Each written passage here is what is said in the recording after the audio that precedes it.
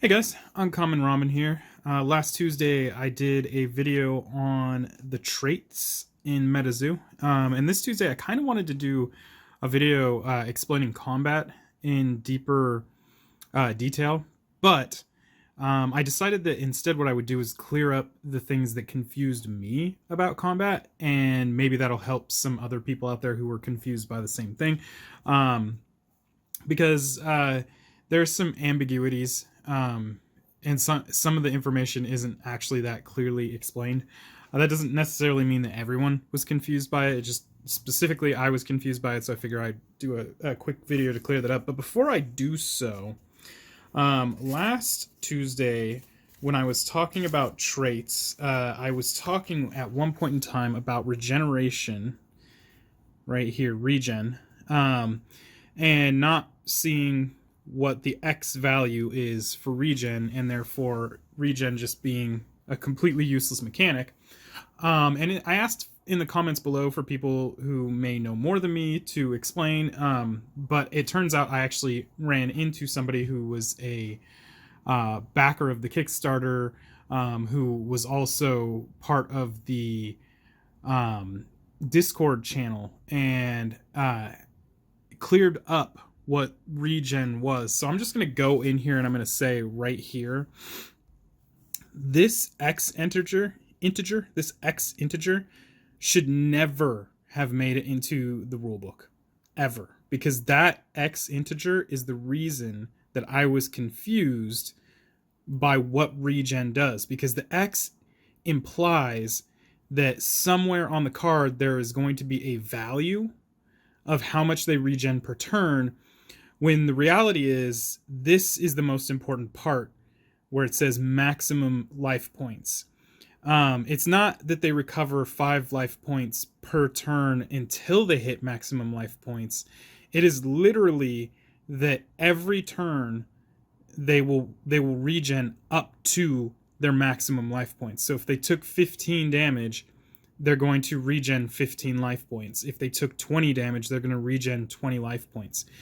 This X integer should never have made it into the rulebook, and that is what made this super confusing. So for all purposes, what regen does is fully heals whatever beastie has regen. Hoop Snake, and that lizard guy that I had in the last video. Essentially, if they live through the attack and it becomes your turn, they're going to regen to full health. And that is what regen is. And if that's the case, then regen is actually extremely powerful, especially on that lizard guy, because that lizard guy has stone skin, which means that he only takes damage from attacks and defenses. He also has a pretty high life point total, and he locks out fourth wall abilities, which means that he's kind of hard to get rid of unless you focus him down. So just heads up, that's what regen is. I'm sorry if it was confusing. You could see why it would be confusing based on the way they wrote this in the rulebook. Again, I got this from a source that is part of the Discord, and part of the Kickstarter team, so they know obviously a little bit more than me, or a lot of bit more than me, I guess. Really quickly, combat. Advanced combat is explained on the pages 21, 22, and I believe 23. Yep. And what it doesn't explain in the simple version of combat is a few things like, can you attack an opponent's beastie that is already fatigued? And the answer to that is obviously yes. And I say obviously with a grain of salt, because that part confused me a little bit. Because if a beastie is fatigued, it cannot attack. And so my question when I originally was looking through this advanced rule or advanced explanation is, if I attack a beastie that is already fatigued, like this ball lightning, can it attack me back? Because doing so seems like it's not possible because it's already been fatigued. But the truth is, according to what I read in here, and I'll try to see if I can locate the exact statement, but it says in here that regardless of whether the beastie is fatigued, if it is considered a defender, it still does get to attack. I think it's in here, right here. That being said, if I was to attack a beastie that wasn't fatigued, say this dingbell right here, and I'm trying to put this in a way that you can see it better, the dingbell would become fatigued in the attack. So if I was to use the giant salamander to attack the dingbell, and the dingbell was for sure going to be the defender, it would fatigue as well. They would deal their damage, and then let's say next I choose to attack with the charman, then they would deal their damage regardless of the fact that this guy is already fatigued, because that's just how the rules work in here. And I believe that statement is in this section right here. Now keep in mind, this is something else I recently found out. The MetaZoo Rulebook 2020 is actually out of date. And go figure, obviously it was a first printing. It has a terrible glossary, and some of the rules explanation in here is a little too ambiguous, and so obviously it needed to be rewritten. There is a 2021 version. I don't think they have a physical copy of it right now, but it is available, I do believe, and I could be wrong on this. I should have done the research on their website, but it is for sure available on their Discord channel. So just keep that in mind. The other thing that I wanted to point out about combat, since the rest of it is pretty self-explanatory, you're going to choose which beastie you would like to attack with. So I'm choosing giant salamander. Then you're going to choose the target that you're attacking. If it's ball lightning, you would fatigue the ball lightning, and then the priority would be chosen, and that's where I want to go. Priority is pretty simple. In the case of priority for two beasties that are just normal beasties that don't have first strike, the priority goes to the attacker. So it's always going to go to the person who's declaring the attack. In this case, it's going to be the giant salamander. So when I've declared this attack, because this does not have first strike, we can declare that this has priority. It's going to deal its damage 25 to this ball lightning, who has 5 HP remaining, and then the ball lightning is going to deal its 25 damage to the giant salamander and possibly paralyze it, because we have the paralysis thing right there. And then after that, we would choose another combat.